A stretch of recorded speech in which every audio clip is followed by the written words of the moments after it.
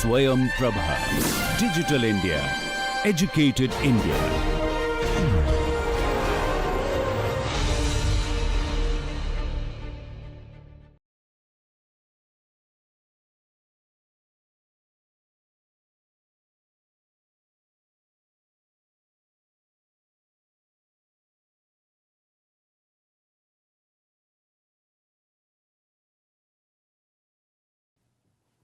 Well, students, this is my 13th lecture. मैं doctor Ajay Kumar Singh, faculty of law BHO, भारतीय न्याय संहिता 2023 के अंतर्गत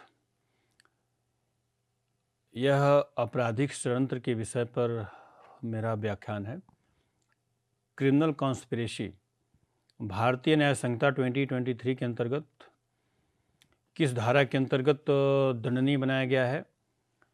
जैसा कि आप सभी जानते हैं कि भारतीय संसद के द्वारा हाल ही में निर्मित नए 3 आपराधिक कानून में से एक महत्वपूर्ण कानून भारतीय न्याय संहिता 2023 है, जिसने IPC इंडियन पिनल कोड 1860 को रिप्लेस किया है। इसके पहले भारतीय दंड संहिता 1860 के द्वारा भारत में घटित सभी अपराधों के लिए न केवल अपराध की परिभाषा बल्कि उस अपराध के दंड के विषय में भी प्रावधान करती थी। अब उसके स्थान पर भारतीय न्याय संहिता 2023 को लागू किया गया है, जिसके अंतर्गत क्रिमिनल कॉन्स्पिरेसी है क्या, इसकी परिभाषा और क्रिमिनल कॉन्स्पिरेसी के लिए पनिशमेंट दंड कितना है, ये धारा 61 के अंतर्गत भारतीय न्याय संहिता के अंतर्गत बताया गया है। अब स्क्रीन पर आप देखें, मैं आपराधिक षड्यंत्र को धारा 61 के माध्यम से समझाने का प्रयास करूंगा कि ये सेक्शन 61 के अंतर्गत क्रिमिनल कॉन्स्पिरेसी को न केवल डिफाइन किया गया, परिभाषित किया गया, बल्कि पनिशमेंट की भी बात की गई कि अगर क्रिमिनल कॉन्स्पिरेसी इस्टेब्लिश हो जाए तो उसके लिए दंड कितना होगा, पनिशमेंट कितना होगा। तो इसकी परिभाषा देखिए, क्रिमिनल कॉन्स्पिरेसी से तात्पर्य धारा 61 के अनुसार, 61 के अनुसार, जब 2 या 2 से अधिक व्यक्ति कोई अवैध कार्य करने के लिए सहमत होते हैं अथवा 2 या 2 से अधिक व्यक्तियों का कोई वैध कार्य करने के लिए अवैध साधनों से सहमत होना, यह आपराधिक षड्यंत्र कहलाता है। तो क्रिमिनल कॉन्स्पिरेसी धारा 61 के अंतर्गत दो उसके प्रकार बताए गए हैं कि 2 परिस्थितियों में 2 व्यक्तियों का आपस में समझौता वह आपराधिक षड्यंत्र माना जा सकता है। पहला क्या है कि जब 2 या 2 से अधिक व्यक्ति कोई अवैध कार्य करने के लिए पारस्परिक रूप से सहमत होते हैं। अवैध कार्य क्या, अर्थात वे सभी कार्य जो भारतीय न्याय संहिता 2023 के अंतर्गत विधि विरुद्ध घोषित किए गए हैं, अवैध कार्य की श्रेणी में आएंगे, इलीगल एक्ट की परिधि में आएंगे, अथवा अन्य कोई भी कार्य जो भारतीय न्याय संहिता के अंतर्गत विधि विरुद्ध घोषित नहीं किए गए हैं परंतु किसी अन्य स्थानीय विधि के अंतर्गत या किसी अन्य विशेष विधि के अंतर्गत विधि विरुद्ध घोषित किए गए हैं, वे भी अवैध कृत्य माने जाएंगे। जैसे उदाहरण के रूप में राष्ट्रीय सुरक्षा कानून NSA, जिसको हम राष्ट्रीय सुरक्षा कानून 1980 की बोलते हैं, एक कानून बना था वर्ष 1980 में, जिस अधिनियम का नाम है नेशनल सिक्योरिटी एक्ट 1980, राष्ट्रीय सुरक्षा कानून अधिनियम, राष्ट्रीय सुरक्षा कानून नेशनल सिक्योरिटी एक्ट वर्ष 1980 में बनाया गया था। उसमें भी दंड का प्रावधान है कि राष्ट्रीय सुरक्षा के विरुद्ध किए गए कार्य को उस पर रासुका लगाई जाती है, राष्ट्रीय सुरक्षा कानून लगाया जाता है, NSA लगाया जाता है, उसमें भी अपराध को परिभाषित किया गया है।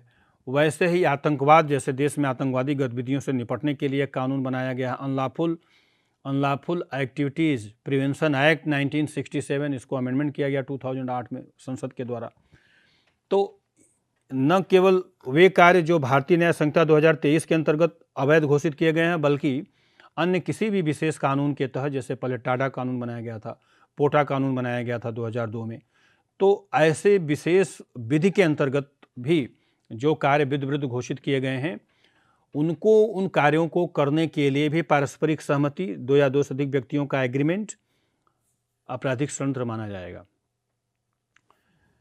अब इसमें 2 शब्दावली का प्रयोग किया गया है कि 2 या 2 से अधिक व्यक्तियों का अवैध कार्य करने के लिए सहमत होना आपराधिक षड्यंत्र कहलाता है। जैसे 2 या 2 से अधिक व्यक्तियों का किसी की हत्या करने के लिए सहमत होना, यह आपराधिक षड्यंत्र माना जाएगा। अभी हाल ही के वर्षों में मीडिया के हाल ही कुछ माह पूर्व मीडिया के माध्यम से सभी छात्र इस बात से अवगत होंगे कि एक व्यक्ति की हत्या हो जाती है और वह हत्या उसमें उसकी पत्नी और उसकी पत्नी के द्वारा नियुक्त किए गए उसमें हत्यारों, पैसे के उसमें दिए गए हत्यारों के द्वारा हत्या की गई, जिसको बहुत ही मीडिया के द्वारा हाईलाइट किया गया, राजा रघुवंशी हत्याकांड। उसमें उसकी पत्नी सोनम रघुवंशी और उसका प्रेमी राज कुशवाहा और अन्य 3 अभियुक्तों के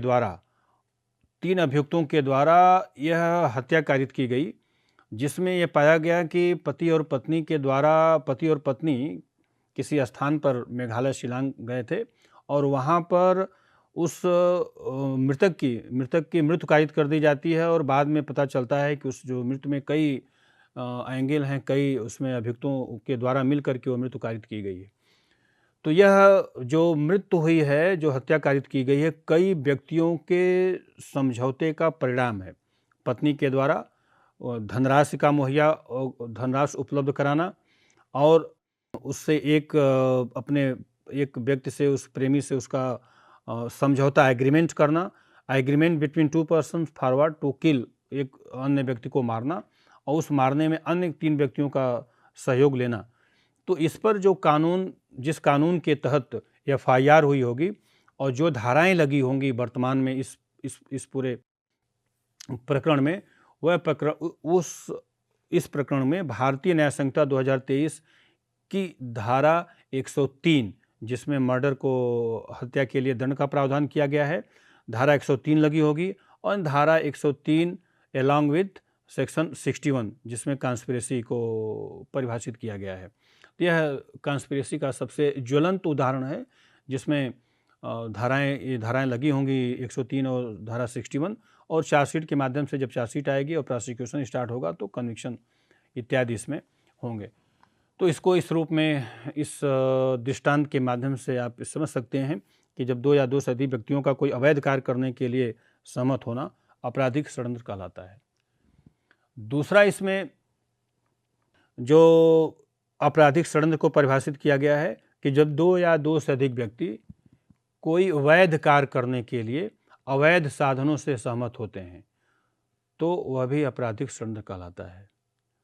अर्थात वैध कार्य करने के लिए, लीगल एक्ट करने के लिए 2 या 2 से अधिक व्यक्तियों की सहमत होना अवैध साधनों के द्वारा। इसके पहले जो इसमें 2 मैंने जैसे कि बताया कि आपराधिक षड्यंत्र के 2 आवश्यक घटक हैं, कंपोनेंट हैं। एक कि 2 या 2 से अधिक व्यक्तियों का अवैध कार्य करने के लिए सहमत होना आपराधिक षड्यंत्र कहलाता है। दूसरा, इसमें जो लिखा है तत्व है कि 2 या 2 से अधिक व्यक्तियों का कोई वैध कार्य करने के लिए अवैध साधनों से सहमत होना। जो किया गया कार्य है, वह जो कार्य किया जा रहा है वह लीगल एक्ट है, परंतु जो साधन उसमें अपनाए जाते हैं, जिस संसाधनों के द्वारा वह वैध कार्य करने के लिए 2 या 2 से अधिक व्यक्ति सहमत हो रहे हैं, वह संसाधन जो उसमें यूज हो रहा है वह अवैध संसाधन है। तो अवैध साधनों से, अवैध संसाधनों से वैध कार्य करने के लिए सहमत होना भी आपराधिक षड्यंत्र माना जाता है। अब इसको उदाहरण से समझें, दृष्टांत उदाहरण के माध्यम से समझें कि कोई वैध कार्य करने के लिए 2 या 2 से अधिक व्यक्तियों का सहमत होना कैसे अपराध माना जाएगा। कि काम तो वैध हो रहा है, लीगल एक्ट करने के लिए सहमति हो रही है, सहमति जो है, समझौता है, एग्रीमेंट है, वह वैध कार्य करने के लिए है, लेकिन जो उसमें संसाधन यूज किए जा रहे हैं वह अवैध संसाधन, इलीगल मीन्स है। तो कहने का तात्पर्य है कि an agreement to do a legal act by illegal means, वैध कार्य करने की सहमति अवैध संसाधनों से आपराधिक षड्यंत्र कहलाता है। उदाहरण के तौर पर मतदान करना यह वैध कार्य है और 2 या 2 से अधिक व्यक्ति मतदान करने के लिए सहमत तो होते हैं, लेकिन मतदान करने के लिए सहमत तब होते हैं जब उनको पैसा दिया जाए। वह किसी उम्मीदवार से पैसा लेते हैं अथवा कोई वस्त्र या अन्य कोई भी प्रलोभन दिया जाता है उम्मीदवार के द्वारा, किस कार्य के लिए? वोट मतदान करने के लिए। तो मतदान करना जो है यह वैध कार्य है। और 2 या 2 से अधिक व्यक्ति सहमत होते हैं, ग्रामीण गांव में चुनाव होता है या किसी शहर में चुनाव होता है सभासद का, या तो सभासद के चुनाव में सभासद यह वादा करता है कि वह 10-10 हज़ार रुपये देगा जो उसको पक्ष में मतदान करेगा। तो उसमें 5 व्यक्ति सहमत होते हैं मतदान करने के लिए, तो 5 व्यक्तियों की सहमति मतदान करना वैध कार्य है। लेकिन चूंकि पैसा लेकर के मतदान करने के लिए सहमत होते हैं, संसाधन यहाँ पर अवैध है। तो अवैध पैसा लेकर के, घूस लेकर के मतदान करना यह वैध कार्य करने की सहमति है, लेकिन साधन जो है उसमें संसाधन जो है अवैध संसाधन है। तो अवैध संसाधन यह भी आपराधिक षड्यंत्र माना जाएगा। दूसरा दृष्टांत इस पर इसको समझ सकते हैं कि गरीबों की मदद करना यह वैध कार्य है कि जो गरीब हैं, निर्धन हैं, उनकी मदद किया जाए, आर्थिक सहायता उपलब्ध कराई जाए, उनको पैसा दिया जाए, यह वैध कार्य है। परंतु चोरी करके या लूट करके पैसा लुटेरे अगर देते हैं, चोरी करते हैं, उनको जब पकड़ा जाता है तो जब गिरफ्तार किए जाते हैं चोर या लुटेरे, तो ये कहते हैं कि उन्होंने जो इसलिए लूटा है कि वह उस पैसे को, लूट के पैसे को गरीबों में, निर्धनों में बांटेंगे। तो निर्धनों की आर्थिक मदद करना वैध कार्य तो है, परंतु जो संसाधन जो चोरी है, जो लूट है, यह जो मीन्स जो अडॉप्ट किया है वह अवैध है। तो अवैध संसाधनों से वैध कार्य करने की सहमति, ये जितने लुटेरे होंगे, जितने लोगों ने चोरी मिलकर किया होगा कि इससे गरीबों के लिए पैसा दिया जाए, उनके बच्चों के पढ़ाई लिखाई में पैसा खर्च किया जाए, उनके बच्चियों के विवाह में वो आर्थिक मदद कर रहे हैं, तो ये आर्थिक मदद करना तो वैध कार्य है, लेकिन जो पैसा आया है चोरी का वह अवैध कार्य। तो ये अवैध कार्य करने की सहमति अवैध संसाधनों से, यह भी आपराधिक षड्यंत्र माना जाता है। इसके 2 दृष्टांत के माध्यम से आप इसको समझ सकते हैं। अब इसके एलिमेंट क्या है, एसेंशियल इंग्रेडिएंट क्या है, न्यायालय के समक्ष कैसे साबित किया जाएगा कि इन लोगों ने कॉन्स्पिरेसी किया है, आपराधिक षड्यंत्र किया है? तो धारा 61 कहती है कि 2 या 2 से अधिक व्यक्ति का होना। फर्स्ट रिक्वायरमेंट, जो सबसे पहला आवश्यक तत्व है कॉन्स्पिरेसी का, उसमें 2 व्यक्तियों का होना आवश्यक है। एक व्यक्ति षड्यंत्र नहीं कर सकता है। इसलिए मैंने इसको स्क्रीन पर देखें, मैंने लिखा है कि 2 या 2 से अधिक व्यक्ति का होना, ये पहला आवश्यक तत्व है कॉन्स्पिरेसी का। एक व्यक्ति गिरफ्तार किया गया, अन्य फरार हैं, तो भी षड्यंत्र माना जाएगा। सभी की पहचान कर ली गई है परंतु गिरफ्तारी नहीं है, तो भी षड्यंत्र की धारा लगेगी। तीसरा कंडीशन है कि अन्य सभी अभियुक्त दोषमुक्त कर दिए गए हैं, तो एक व्यक्ति को षड्यंत्र के लिए दोषी नहीं ठहराया जा सकता है। अपराध घटित नहीं, मात्र प्रयत्न माना जाएगा। यह षड्यंत्र के 2 या 2 से अधिक व्यक्ति षड्यंत्र करते हैं अपराध करने के लिए, लेकिन अपराध नहीं हो पाता है। बीच में ही पुलिस उनको गिरफ्तार कर लेती है, उनके आवाज़ पुलिस सर्विलांस पे लगाती है और ट्रेस कर लेती है और गिरफ्तार कर लेती है। वह जो हत्या के लिए योजना बना रहे थे, षड्यंत्र कर रहे थे, हत्या नहीं हो पाती। बैंक लूटने की जो योजना बना रहे थे, बैंक लूटने जा रहे थे, बैंक तक पहुंच गए थे, लेकिन वहां पर पुलिस का पहुंचना और उनको गिरफ्तार कर लेना, तो यह षड्यंत्र के द्वारा, आपराधिक षड्यंत्र के द्वारा लूट का प्रयत्न, बैंक लूट का प्रयत्न माना जाएगा। 3 कैटेगरी मैंने इसको बनाया है कि 2 या 2 से अधिक व्यक्ति भी आपराधिक षड्यंत्र के दोषी होंगे, यह निसंदेह इस धारा 61 की रिक्वायरमेंट है। लेकिन 2 या 2 से अधिक व्यक्तियों के द्वारा अपराध किया गया हो, लेकिन गिरफ्तारी किसी की न हुई हो।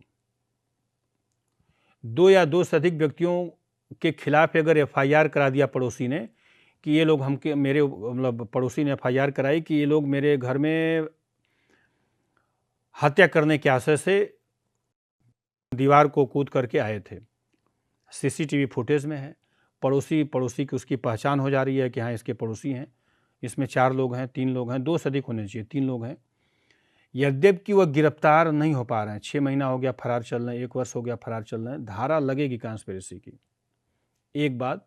दूसरी बात है कि अगर किसी की पहचान न हो पाए, 5 लोगों ने अपराध किया है और उनके चेहरे को किसी भी रूप में यह दिख रहा है कि 5 व्यक्ति आए हैं, घर में प्रवेश कर रहे हैं और वह ताला तोड़ करके चोरी करके ले भी गए हैं, लेकिन 5 व्यक्तियों की शिनाख्त न हो पाए कि ये 5 कौन हैं। वे नकाबपोश अगर अपराधी हैं, किसी भी रूप में अपने मुंह को या अपने आइडेंटिटी को छिपाए रखे हैं। तो यहाँ तो एस्टैब्लिश हो रहा है कि 5 लोगों ने अपराध किया है, लेकिन कौन वे 5 हैं पुलिस उनकी पहचान नहीं कर पा रही है। तो यहाँ पर भी कॉन्स्पिरेसी की धारा लगेगी, षड्यंत्र के द्वारा चोरी के अपराध की धारा लगेगी। 5 ने अपराध किया, केवल एक ही गिरफ्तार हुआ है, 4 फरार हो गए और गिरफ्तार नहीं हो पाए, तो भी कॉन्स्पिरेसी की धारा लगेगी। उसके एक के बयान पर अगर उसने बयान दे दिया एक अभियुक्त ने कि मेरे साथ 4 सहयोगी हैं, 4 लोगों ने अपराध किया है, मिस्टर XYZ हैं और ये 4 व्यक्ति फरार हो गए, पुलिस की गिरफ्त से बाहर हैं, तो एक व्यक्ति को भी उस घटित अपराध के लिए आपराधिक षड्यंत्र का दोषी माना जाएगा और दोषित किया जाएगा। उदाहरण के तौर पर बॉम्बे बम ब्लास्ट को देखें। बॉम्बे में बम ब्लास्ट हुआ, उस बॉम्बे बम ब्लास्ट में बहुत सारे लोग मारे गए, उसमें दाऊद इब्राहिम जो है प्रमुख अभियुक्त माना गया। यद्यपि दाऊद इब्राहिम की गिरफ्तारी नहीं हो पाई और वह फरार हो गया, परंतु दाऊद इब्राहिम घटना स्थल पर न होते हुए भी दूर बैठे हुए, विदेश में बैठा हुआ वह व्यक्ति भारत में अपराध करने के लिए वह कॉन्स्पिरेसी करता है और उस पर याकूब मेमन, टाइगर मेमन और उसके अन्य सहयोगियों ने उस अपराध को अंजाम दिया।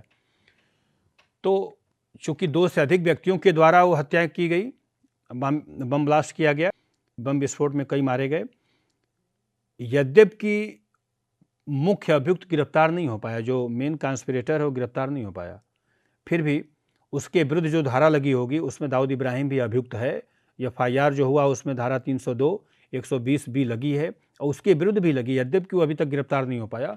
और जब कभी भी भारत में गिरफ्तारी करके लाया जाएगा तो मरने के एक दिन पहले भी उसके विरुद्ध उस 40 वर्ष पहले 1992 में जो बॉम्बे बम ब्लास्ट हुआ, उस बॉम्बे बम ब्लास्ट का प्रमुख अभियुक्त आज भी कभी गिरफ्तार किया जाएगा तो उसके विरुद्ध 2 धाराएं चलेंगी और मुकदमा चलेगा, दोषी होगा। तो यह एक केस हो गया कि अगर अभियुक्त फरार भी हो जाए तो भी जब कभी भी गिरफ्तार होगा तो उसके विरुद्ध वो धाराएं लगेंगी। अगर अन्य उसमें गिरफ्तार एक भी अगर गिरफ्तार हुआ है, उसकी निशानदेही पे अगर ये मालूम हो गया कि 4 थे, 1 से अधिक थे, तो कॉन्स्पिरेसी की धारा लगनी उसमें तय है। लेकिन जहाँ पर 2 व्यक्तियों के विरुद्ध कॉन्स्पिरेसी की धारा लगी है और एक को दोषमुक्त कर दिया जाए, ऐसी स्थिति में अकेले एक व्यक्ति को कॉन्स्पिरेसी के लिए दोषी सिद्ध नहीं किया जा सकता है। तो यह स्पष्ट प्रावधान है। इसके मतलब विभिन्न आयामों को मैंने बताने का प्रयास किया। वहाँ पर 2 व्यक्तियों ने अपराध किया और न्यायालय साक्ष्य के अभाव में एक को बरी कर देती है, दोषमुक्त कर देती है कॉन्स्पिरेसी से, तो एक व्यक्ति को कॉन्स्पिरेसी की धारा तो नहीं लगेगी, बल्कि उसको उसके द्वारा किए गए अपराध के लिए उसको दोषित किया जाएगा, परंतु षड्यंत्र की धारा 161 नहीं लगेगी। जो भी अपराध घटित हुआ है अगर साक्ष्य है तो उसको उस अपराध के लिए, चोरी के लिए, हत्या के लिए दोषित किया जा सकेगा। तो ये कॉन्स्पिरेसी के अंतर्गत विभिन्न ऐसे ही जो राजीव गांधी हत्या केस में भी जो लिट्टे का प्रमुख था प्रभाकरन, वह भी घटनास्थल पर न होते हुए बहुत दूर बैठा हुआ उसने उस घटने को अंजाम दिया। उसमें जितने भी गिरफ्तारियां हुई वो उसमें उसके साथ साथ प्रमुख अभियुक्त जो कॉन्स्पिरेटर है प्रभाकरन, लिट्टे प्रमुख, वह भी कॉन्स्पिरेसी के द्वारा कॉन्स्पिरेटर है, षड्यंत्रकारी है और उस धारा 120B के अंतर्गत वह भी वांछित अपराधी। तो षड्यंत्र के रूप में व्यक्तियों की भूमिका कैसे हो सकती है, उस षड्यंत्र के श्रृंखला का चेन जो निर्माण हो रही है, उस श्रृंखला की कड़ी के रूप में जितने भी व्यक्ति होंगे और जिस जिस रूप में उनकी भूमिका रही होगी, उस भूमिका में उन्हें संयुक्त रूप से उत्तरदायी मानते हुए उस घटित अपराध के लिए उत्तरदायी ठहराया जाता है। अब इसको केस लॉ के माध्यम से देखते हैं कि इसमें जो महत्वपूर्ण केस है। दूसरा देखें स्क्रीन पर, मैंने लिखा सहअपराधी को क्षमादान। अपराधी ने सहयोग किया, अपराधी ने सहयोग के लिए अपराध न्यायालय में स्वीकारोक्ति कर लेता है कि हाँ उसने अपराध किया है। ऐसी स्थिति में अकेले व्यक्ति को भी षड्यंत्र के लिए दोषी किया जाएगा। ये महत्वपूर्ण चीज़ है कि अगर जहाँ पर दो व्यक्तियों ने मिलकर के योजना बनाई, षड्यंत्र किया और षड्यंत्र के परिणाम स्वरूप अपराध किया है, वहाँ पर यदि एक व्यक्ति अपना अपराध न्यायालय के समक्ष स्वीकार कर ले, इसको हम अप्रूवर बोलते हैं, तकनीकी भाषा में अप्रूवर बोलते हैं। सह अपराधी को क्षमादान देने की शक्ति सरकार को है। सरकार को जब लगता है कि अपराध का पर्दाफाश नहीं हो पा रहा है और अपराध सुनियोजित योजना के तहत अपराधियों ने मिलकर किया है, तो ऐसी स्थिति में कानूनी प्रावधान ये है कि किसी एक अभियुक्त की सजा माफ़ी पर, एक अभियुक्त की सज़ा माफ़ कर दिया जाए, उसे इस आश्वासन पर न्यायालय के समक्ष कर दिया जाए कि तुम अगर सभी अभियुक्तों, सभी अपराधियों के नाम बताओगे तो तुम्हारी सज़ा माफ़ कर दी जाएगी। इस आश्वासन पर अगर वह अभियुक्त सरकार की मदद, न्यायालय की मदद करना चाहता है तो उसकी सज़ा को माफ़ करते हुए उसकी निशानदेही पर, उसके बयान पर अन्य अभियुक्तों को गिरफ्तार किया जा सकता है। यह माध्यम तब अपनाया जाता है सरकार के द्वारा, जब अभियोजन के द्वारा, खासकर प्रोसिक्यूशन के द्वारा, जब पुलिस प्रशासन को ऐसा प्रतीत होता है कि उसमें कोई प्रत्यक्ष चश्मदीद गवाह नहीं है, साक्ष्य नहीं है, अभियुक्तों की गिरफ्तारी नहीं हो पा रही है, लेकिन अपराध हुआ है, तो उसमें केवल एक अभियुक्त जो अगर गिरफ्तार हुआ है, उसकी गिरफ्तारी पर, उसके बयान पर, उसे इस आश्वासन पर कि तुम्हारी सज़ा माफ़ कर दी जाएगी अगर अन्य अभियुक्तों के विषय में बता दो। इसी को बोलते हैं सह अपराधी को क्षमादान का विधिक प्रावधान। तो वह सह अपराधी है क्योंकि वह अपने सहयोगियों के साथ मिलकर अपराध किया है। उसकी सज़ा उसे इस आश्वासन पर कि वह अपराध में सहायता करेगा, उसे सह अपराधी मानते हुए उसे क्षमादान दे दिया जाता है। अगर वह सह अपराधी जिसका पेशा अपराध है, उसकी क्या गारंटी कि वह बाद में झूठ नहीं बोलेगा। यदि वह, उसकी सज़ा माफ़ हो जाती है अगर वह झूठ बोलता है या न्यायालय को साक्ष्य उपलब्ध नहीं कराता, तो ऐसी स्थिति में उसकी सज़ा माफ़ी को पुनः रद्द करते हुए और उसी धाराओं में, उसी सुसंगत धाराओं में उसे भी दोषित किया जा सकता है। तो ऐसा एक कदापि नहीं है कि एक व्यक्ति, अगर एक बार किसी व्यक्ति को सज़ा माफ़ कर दी गई और वह उस सज़ा माफ़ी के आधार पर भी प्रशासन का सहयोग नहीं कर रहा है, तो इसका एक कदापि अर्थ नहीं है कि वह अपने द्वारा किए गए अपराधों से वंचित होगा, उसको दोषित किया जाएगा उसी अपराध के लिए। तो यह सह अपराधी के क्षमादान किस रूप में, अब इसमें केस है, स्क्रीन पर देखें, केहर सिंह बनाम दिल्ली प्रशासन, AIR 1988। स्क्रीन पर देखें, मैंने स्लाइड में दो भागों में इसको बांटा है। एक तरफ लिखा हुआ है इंदिरा गांधी हत्या केस। इस केस को जानते हैं, इंदिरा गांधी हत्या केस। अभियुक्त को IPC की धारा 302, 120 के अंतर्गत अभियोजित किया गया था। साक्ष्य थे कि PM सुरक्षा में तैनात कर्मियों के द्वारा हत्या कारित की गई थी, उनके बॉडीगार्ड ने ही मारा था। हत्या का कारण ये भी मैंने लिखा है उसमें कि श्रीमती इंदिरा गांधी के द्वारा, तत्कालीन प्रधानमंत्री के द्वारा अमृतसर में ऑपरेशन ब्लू स्टार चलाया गया था और जिससे कि वहाँ स्थानीय सिख समुदाय में इस बात का आक्रोश था कि यह अमृतसर स्थित स्वर्ण मंदिर में सेना का प्रवेश किया जाना और वहाँ पर सिख धर्मगुरु जो कि सिख समुदाय को अलग राष्ट्र के रूप में खालिस्तान की मांग करने के लिए उकसा रहा था, उस भिंडरा वाले सिख धर्मगुरु को भारतीय सेना के द्वारा अमृतसर स्वर्ण मंदिर में प्रवेश कर कार्रवाई की गई और उसे मारा गया। सिख समुदाय के द्वारा यह महसूस किया गया कि तत्कालीन प्रधानमंत्री इंदिरा गांधी के द्वारा यह उनके निजी मामलों में, धार्मिक मामलों में हस्तक्षेप है।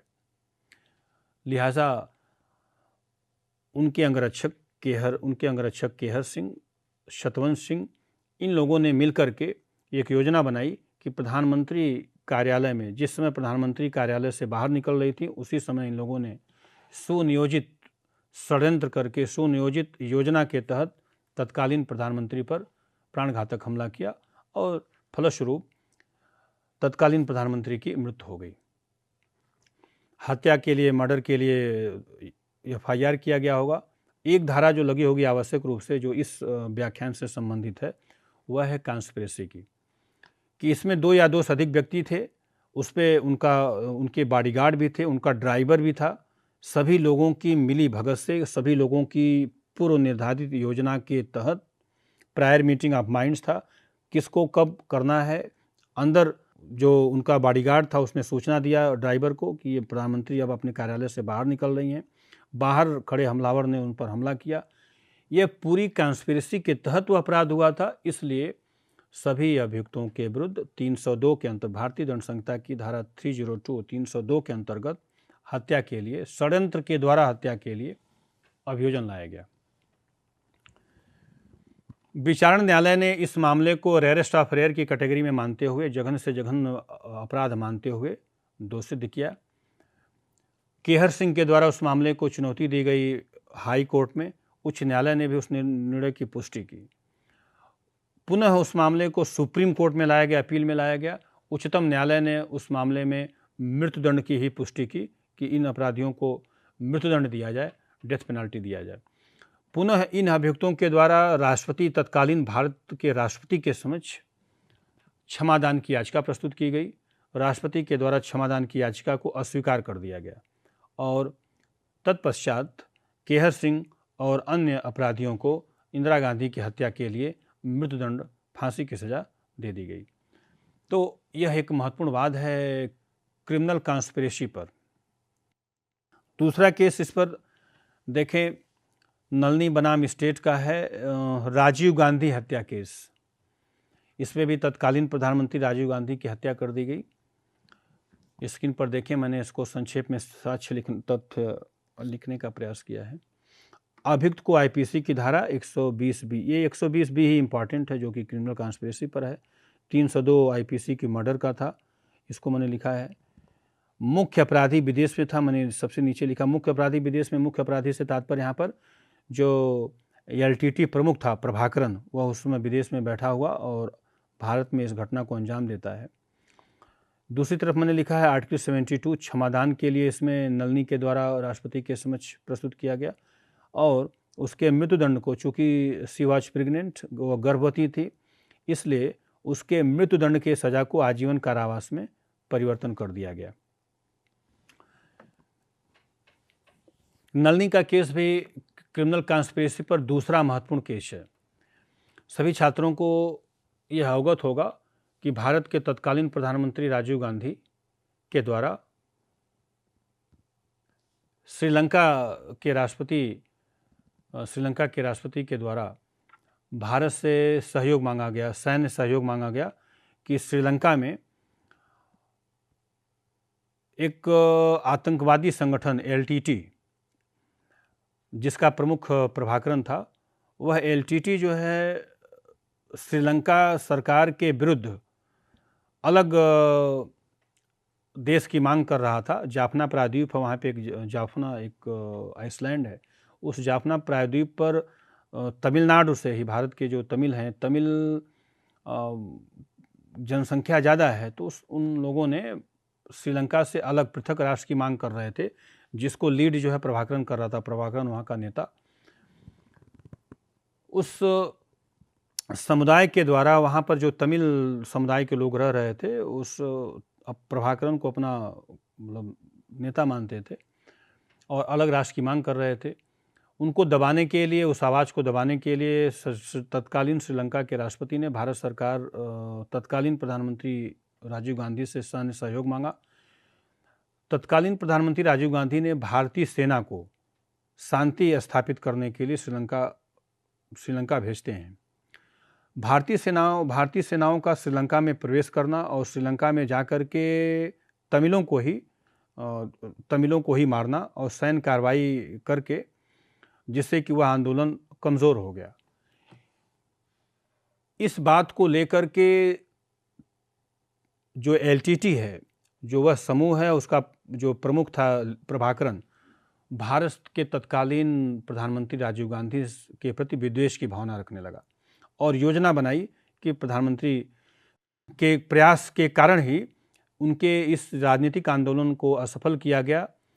वरना वे अपने एक अलग राष्ट्र की मांग कर लेते, श्रीलंका से वो अलग हो जाते और एक अलग राष्ट्र के रूप में वह स्थापित हो जाते। इस विद्वेष की भावना से उन्होंने आपराधिक षड्यंत्र करके नलिनी और नलिनी के साथ 35 ऐसे अपराधी जिनको ये दायित्व दिया गया कि श्री पेरम्बदूर में जो तत्कालीन प्रधानमंत्री की राजनीतिक रैली होनी थी, उसी राजनीतिक रैली में फोटोग्राफर के रूप में संरक्षण, जो फोटोग्राफर वहाँ तक पहुँचेगा फ़ोटो खींचने के माध्यम से स्टेज तक, और वह मानव बम के रूप में वहाँ पर अपने आप को विस्फोट करेगा। उसको जो अन्य उसमें होंगे उनको धन पैसा मुहैया कराया जाएगा। सबको अलग अलग दायित्व दिया गया था। अंतोगत्वा उस अपराध को करने में सब सफल रहे। नलिनी और इसके पति को गिरफ्तार कर लिया गया।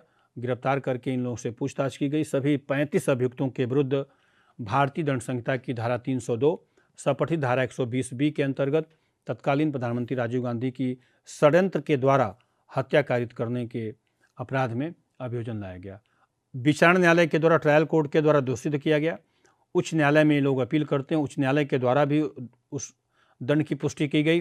अब पुनः अभियुक्त नलिनी उस उच्च न्यायालय के निर्णय की वैधता को चुनौती देती है सुप्रीम कोर्ट में। मीनवाइल इसी बीच में नलिनी गर्भवती हो जाती है और वह अपने बच्चे के जन्म देने और उसके पालन पोषण करने के आधार पर उच्चतम न्यायालय में यह अपील करती है कि उसकी सज़ा को, उसके मृत्युदंड की सज़ा को आजीवन कारावास में बदल दिया जाए, क्योंकि अगर उसे मृत्युदंड दिया जाएगा तो न केवल उसकी मृत्यु होगी, उसकी हत्या की जाएगी, बल्कि उसके साथ उसके गर्भ में पल रहे बच्चे की भी मृत्यु हो जाएगी। अतः इस आधार पर अंतोगत्वा उसकी मृत्युदंड को आजीवन कारावास में बदलने की याचिका को स्वीकार करते हुए और उसके मृत्युदंड को आजीवन कारावास में बदल दिया गया। तो यह एक केस, दूसरा इस पर महत्वपूर्ण केस है क्रिमिनल कॉन्स्पिरेसी पर।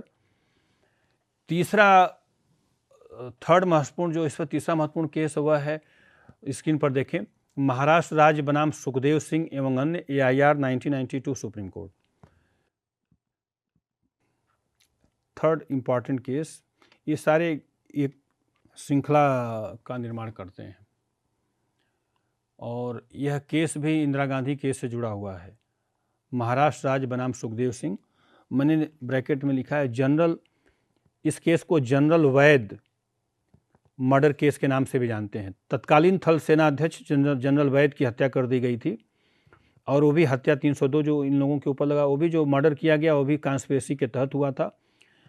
जनरल वैद की हत्या इसलिए की गई थी, तीसरा जो मैंने नीचे लिखा हुआ हाईलाइट किया है, वह इसलिए किया था कि यही ब्लू स्टार ऑपरेशन हुआ था, ये इसको लीड कर रहे थे।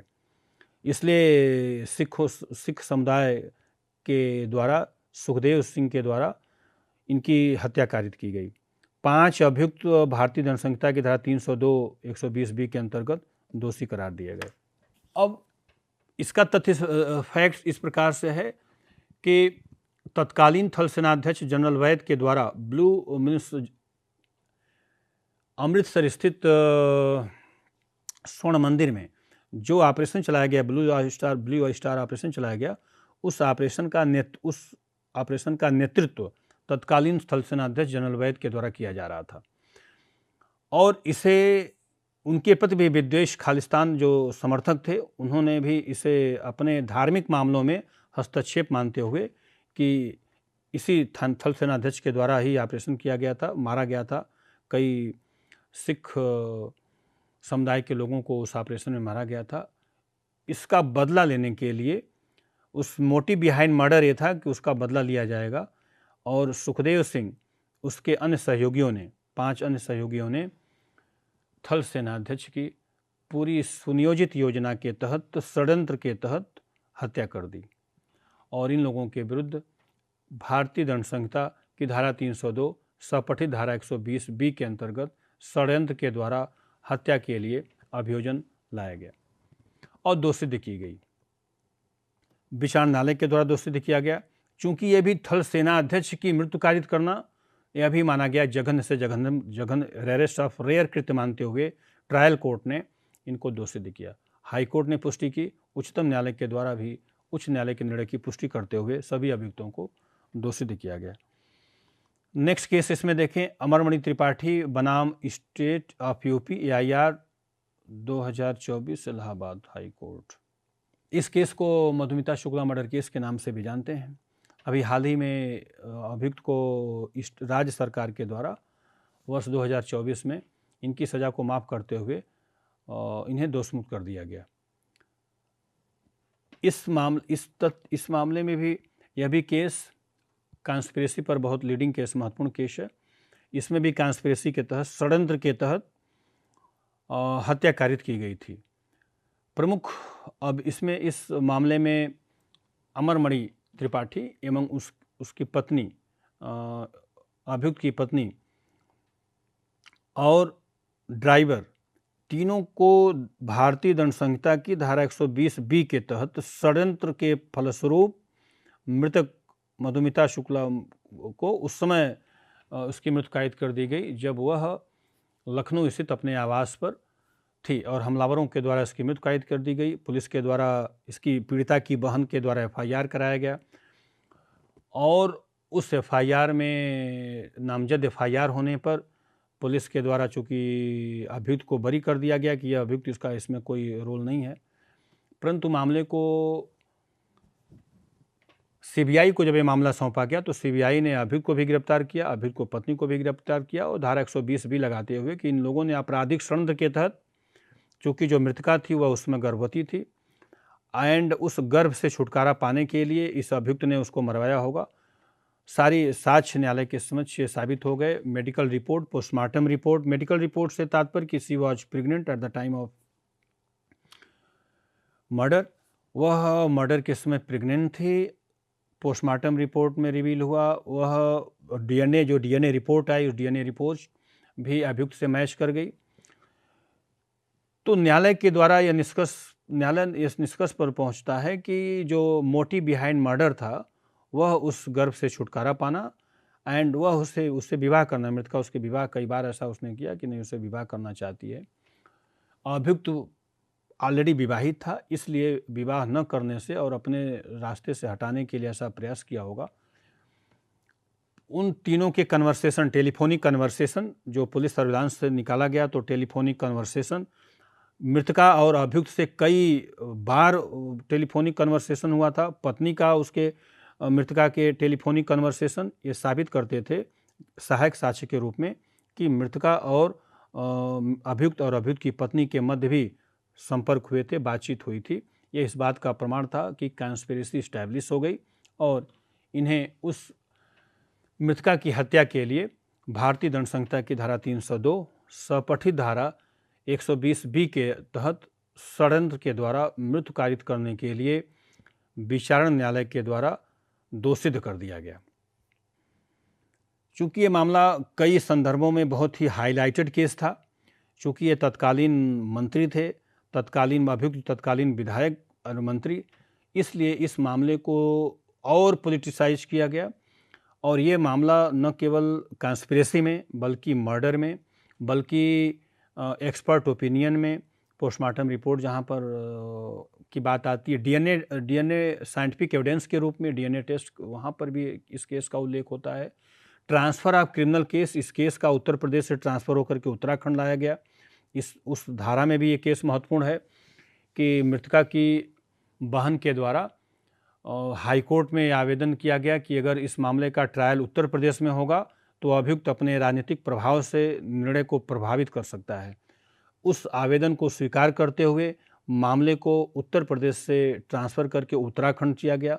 उत्तराखंड की विचारण न्यायालय ने इस मामले में अभियुक्त को दोषित किया और उत्तराखंड की हाई कोर्ट ने ही अभियुक्त को प्रस्तुत मामले में दोषित किया था।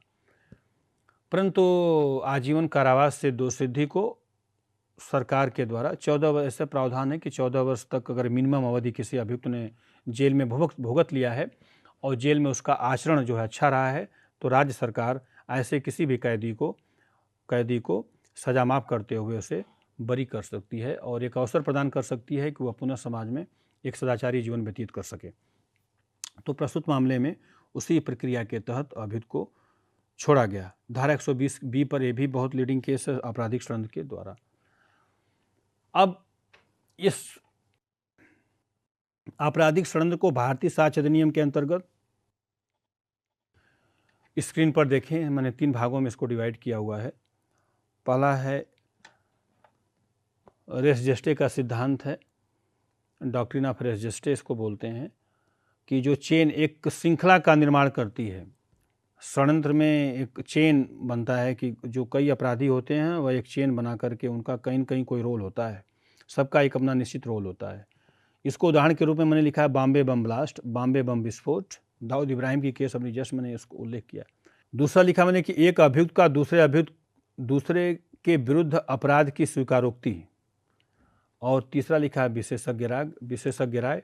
विशेषज्ञ राय से तात्पर्य कि बम से विस्फोट हुआ और बम की मारक क्षमता कितनी है, यह एक बम जो निरोधक दस्ता है और एक जो उस विषय का एक्सप्लोसिव सब्सटेंस है, विस्फोटक जो सामग्री के विषय में जानकारी रखने वाला विशेषज्ञ है, दक्ष व्यक्ति है, उससे न्यायालय राय लेती है कि इस प्रकार के बम की या जो उसमें यूज किया गया बम है उसकी मारक क्षमता कितनी रही होगी। तो एक विशेषज्ञ ही बता सकता है कि वह कितना हानिकर उसका दुष्प्रभाव कितना है। तो यह इन धाराओं मतलब आपराधिक षड्यंत्र में यदि जितनी भी शस्त्र अस्त्र यूज किए गए हैं, विस्फोटक पदार्थ यूज किए गए हैं, उस पर भी विशेषज्ञ अपनी राय दे सकता है। उसकी राय को मानना न मानना यह न्यायालय का विवेक है। न्यायालय साक्ष्यों के आधार पर उस राय से संतुष्ट करता है कि जो अगर बम विस्फोट हुआ है, और विशेषज्ञ राय कभी नहीं दे सकता है कि यह गोली चली है, क्योंकि उसकी अपनी अलग स्पेसिफिक उसके टारगेट हैं। तो जो बैलिस्टिक रिपोर्ट है उसमें कौन सा वेपन यूज किया गया है, उसका जो बैलिस्टिक एक्सपर्ट होगा वो बता सकता है कि यह पिस्टल या यह जो राइफल या विस्फोटक पदार्थ इसकी क्षमता कितनी है। तो विशेषज्ञ की राय के आधार पर भी कॉन्स्पिरेसी के मामले को, षड्यंत्र के मामले को न्यायालय के समक्ष साबित किया जा सकता है। रेस जेस्टे मैंने बताया भारतीय साक्ष्य अधिनियम के अंतर्गत एक नियम है कि न्यायालय साक्ष्य के रूप में उन सभी तथ्यों को स्वीकार कर सकते हैं जो तथ्य एक श्रृंखला का, एक चेन का निर्माण करते हैं। इसे हम रेस जेस्टे को मतलब रूप में टेक्निकली विधिक रूप में रेस जेस्टे के नाम से जानते हैं। अब इस पर दूसरा महत्वपूर्ण जो सबसे केस है, अगर मैं इसको आपको दूसरा बताएं, इसको अभी देखें, doctrine of agency in criminal conspiracy. एक आपराधिक जो षड्यंत्र है उसमें एक लैटिन सूत्र है, लिखा है क्यू फेसिट पर एलियम फेसिट पर सी, और दूसरा लिखा है साक्ष्य अधिनियम की, भारतीय साक्ष्य अधिनियम 1872 की धारा 10 में कैसे षड्यंत्र के साक्ष्य को साबित किया जाता है। क्यू फेसिट पर एलियम फेसिट का इंग्लिश अर्थ है कि one who acts on behalf of others acts himself कहा जाता है। इसका हिंदी रूपांतर यह है कि जो दूसरे के द्वारा कार्य करता है वह स्वयं कार्य करता है, कानून मानती है। अर्थात जैसे कि दाऊद इब्राहिम ने अगर बॉम्बे बम ब्लास्ट कराया तो कानून मानती है कि दाऊद इब्राहिम स्वयं वो बम ब्लास्ट किया, स्वयं अपराधी है, इस आधार पर उसको भी हम दंडित करेंगे। जैसा कि ठीक अभी हमने बताया जो ये अभी राज रघुवंशी मर्डर केस है, उसमें अगर उसकी पत्नी ने ही इंगेज किया, पैसा उपलब्ध कराया मारने के लिए, तो कानून ये कहती है कि जिन लोगों ने दूसरे के बिहाफ पे कार्य किया, अगर उसमें 3 अपराधियों ने मारा है तो 3 अपराधी चूँकि इसके बिहाफ पर काम कर रहे हैं, तो इसलिए सोनम रघुवंशी के बिहाफ पे काम उसकी तरफ से काम कर रहे हैं, इसलिए वे स्वयं अपराधी हैं, और साथ साथ जिसने इंस्टिगेट किया है, जो कॉन्स्पिरेटर है, जिसने उस षड्यंत्र को रूप दिया है, वह भी उसी अपराध की दोषी होगी। तो यह सिद्धांत इसी लैटिन सूत्र के आधार पर आपराधिक षड्यंत्र को हम प्रतिनिधिक दायित्व के अंतर्गत भी रख सकते हैं कि जो दूसरे के द्वारा कार्य करता है स्वयं कार्य करता है। अब इस पर जो सबसे महत्वपूर्ण केस राजनीतिक रूप से देखने को मिलती है, पीवी नरसिम्हा राव की केस है। मैं इस पर अगर पीवी नरसिम्हा राव, तत्कालीन प्रधानमंत्री PV Narasimha Rao versus state CBI, state bracket में सीबीआई और AIR 1998 supreme court. PV Narasimha Rao के विरुद्ध भारतीय दंड संहिता की धारा 120 भी षड्यंत्र के तहत षड्यंत्र और प्रिवेंशन ऑफ करप्शन एक्ट भ्रष्टाचार निवारण अधिनियम 1988 के अंतर्गत अभियोग पंजीकृत किया गया था। इनके विरुद्ध साक्ष्य था कि तत्कालीन प्रधानमंत्री नरसिम्हा राव की सरकार जब लोकसभा में अल्पमत में आई तो विपक्ष के द्वारा अविश्वास प्रस्ताव लाया गया, तो तत्कालीन प्रधानमंत्री नरसिम्हा राव अपनी सरकार को बचाने के लिए झारखंड मुक्ति मोर्चा एक पॉलिटिकल पार्टी है झारखंड की, जिसके चेयरमैन उस समय शिबू सोरेन थे। झारखंड मुक्ति मोर्चा के 3 सांसदों को इन्होंने अपनी सरकार के पक्ष में मतदान करने के लिए रिश्वत दिया, पैसा दिया। और चौधरी अजीत सिंह के जो राष्ट्रीय जो लोकदल है, इनके सांसदों को भी पैसा दिया गया कि वह अविश्वास प्रस्ताव जो विपक्ष के द्वारा लाया जा रहा है वह उसके विरुद्ध मतदान करेंगे और सरकार के पक्ष में मतदान करेंगे। जिन सांसदों ने ये साक्ष्य साबित हो गया और साक्ष्य के माध्यम से साबित हो गया, सीबीआई ने जो चार्जशीट लगाई न्यायालय में वो साबित हो गया। लोकसभा सदस्यों ने भी स्वीकार कर लिया कि हाँ, उनके अकाउंट में जो पैसा आया 1-1 करोड़ जो रुपया दिया गया, वह 1-1 करोड़ रुपया जो ट्रांसफ़र जहाँ से हुआ है ओरिजिन स्रोत भी मालूम हो गया। इन्होंने स्वीकार कर लिया कि उन्होंने सरकार के पक्ष में मतदान करने के लिए धनराशि लिया है। अब यहाँ पर महत्वपूर्ण प्रश्न यह था कि नरसिम्हा राव और उनके सहयोगियों के द्वारा जो ये धनराशि उपलब्ध कराई गई, क्या इन्हें षड्यंत्रकारी माना जाए, कॉन्स्पिरेटर माना जाए? जिन सांसदों के द्वारा धनराशि स्वीकार किया गया, उन सांसदों ने संसदीय विशेषाधिकार का दावा किया कि ये उनका संसदीय विशेषाधिकार है और भारतीय संविधान के आर्टिकल 105 में लिखा हुआ है कि संसद सदस्यों के द्वारा सदन में बोले गए शब्द, दिए गए मतदान, वोट को किसी भी न्यायालय में किसी भी आधार पर प्रश्नगत नहीं किया जा सकता है। तो चूंकि ये जो धनराशि लिए थे यह सदन के भीतर मतदान करने के लिए लिए थे, इसलिए इस प्रक्रिया को किसी भी न्यायालय में चैलेंज नहीं किया जा सकता है।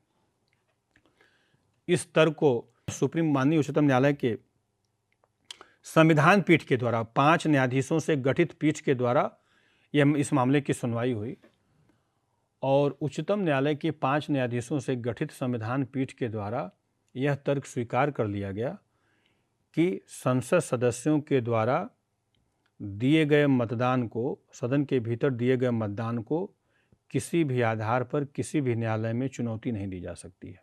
अर्थात वे संसद सदस्य जिन लोगों ने पैसा लिया और मतदान, सदन के भीतर मतदान किया, उनके विरुद्ध आपराधिक कार्रवाई नहीं चलाई जा सकती है। यह उनका संसदीय विशेषाधिकार की कैटेगरी श्रेणी में आता है, अतः यह उनका विशेषाधिकार है और वह संरक्षित हैं। इसकी न्यायालय या उसकी सुप्रीम कोर्ट जांच नहीं कर सकता है, यह जांच के विषय से परे है। लेकिन जिन लोगों ने घूस दिया, जो ब्राइब गिवर हैं, जिन लोगों ने घूस दिया, यह आर्टिकल 105 संसदीय विशेषाधिकार की परिधि से बाहर है और उन्हें संसदीय विशेषाधिकार का लाभ प्राप्त नहीं होगा। कानून की नज़र में वे अपराधी हैं और उनके विरुद्ध आपराधिक अभियोजन दर्ज किया जाएगा। तो एक प्रकार से इस निर्णय की आलोचना भी की गई कि ये तो इस प्रकार से अगर संसद सदस्यों के द्वारा पैसा लेकर के मतदान किया जाएगा सदन में और ये अगर उनका विशेषाधिकार है और विशेषाधिकार की परिधि में आता है, तो इससे राज्य विधानसभाओं में अगर राज्य सरकार अल्पमत में आएगी तो इससे एक प्रकार से उनको बढ़ावा दिया जाएगा और वे भी आगे आकर के पैसा लेके मतदान करेंगे।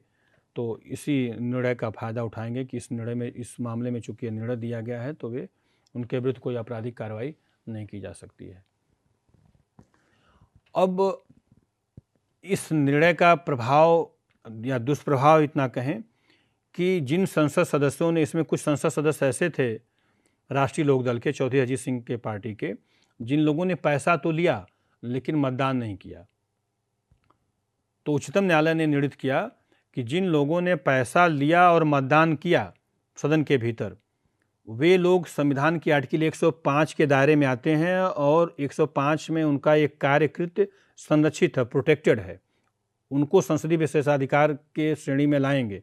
लेकिन जिन्होंने पैसा लिया और मतदान नहीं किया, वे संसदीय विशेषाधिकार के लाभ के पात्र नहीं हैं और वे अपराधी हैं, उनके विरुद्ध आपराधिक अभियोजन चलाया जा सकता है। तो जो एमपीज जिन्होंने पैसा लिया और जिन्होंने पैसा दिया था, मतलब इनके सरदार बूटा सिंह और ये पीवी नरसिम्हा राव, इन लोगों ने जो पैसा धनराशि दिया था, माना गया कि ये इन लोगों को लाभ नहीं मिलेगा और ये लोग अपराध किया है, कानून की नज़र में इन लोगों ने अपराध किया है। और इनके विरुद्ध भी तत्कालीन प्रधानमंत्री को भी जमानत दिया गया था, इनको भी हाई कोर्ट ने जमानत दे रखा था कि जब तक मामला अभी फाइनल सुनवाई न हो तब तक इनको जमानत दिया जाता है। क्योंकि और जब फाइनली उच्चतम न्यायालय ने निर्णय दिया तो उसमें ये कहा कि संसद सदस्यों को 3 मतलब कैटेगरी में, एक तो ब्राइब गिवर, एक ब्राइब टेकर। जिन लोगों ने पैसा लिया वो तो क्षम्य है, लेकिन पैसा लेने में 2 कैटेगरी हो गई। जो पैसा लिए और मतदान किए वो तो क्षम्य, उनका कार्य संसदीय विशेषाधिकार की श्रेणी में आता है। लेकिन जिन लोगों ने पैसा लिया, मतदान नहीं किया, ये संसदीय विशेषाधिकार का दावा नहीं कर सकते और उन्होंने अपराध किया कानून की नज़र में, और उनके खिलाफ मुकदमा चलाया जा सकता है। तीसरा, जिन्होंने पैसा दिया निसंदेह वे अपराधी हैं और उनके विरुद्ध आपराधिक अभियोजन न्यायालय में चलाया जाए। इस बात की भी अनुशंसा सिफारिश माननीय उच्चतम न्यायालय के द्वारा की गई।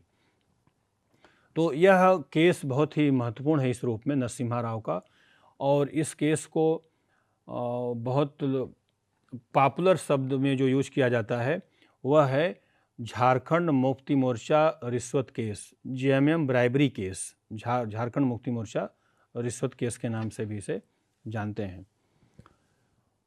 दूसरा महत्वपूर्ण वाद इस पर है जैन हवाला केस।